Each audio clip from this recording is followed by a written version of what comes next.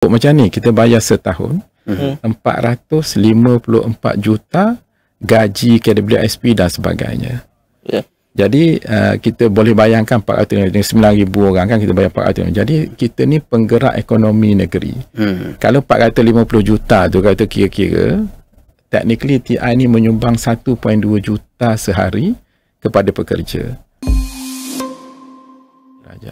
Saya rasa sumbangan kita yang paling besar ialah employment lah, pekerjaan. Kalau kata kita ada 900 lebih orang, saya sentiasa sebut macam ni, kita bayar setahun 454 juta gaji KWSP dan sebagainya. Jadi kita boleh bayangkan 9,000 orang kan, kita bayar 400. Jadi kita ni penggerak ekonomi negeri. Kalau 450 juta tu kata kira-kira, technically TI ni menyumbang 1.2 juta sehari kepada pekerja. Jadi inilah modal 1.2 juta yang diguna balik di Terengganu kebanyakannya untuk menjalankan ekonomi negeri kita lah.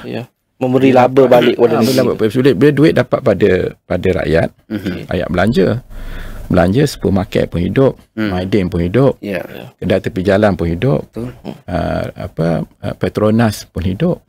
Jadi kita ada cycle of economy tu. Jadi orang kadang-kadang tak berapa perasan benda tu, tapi dengan TI bayar 450 juta kepada rakyat sebagai gaji, dan ini dah yang guna balik untuk mencerna ekonomi negeri Terengganu lah. Jadi ada orang untuk berbelanja. Consumerism ni is very important punya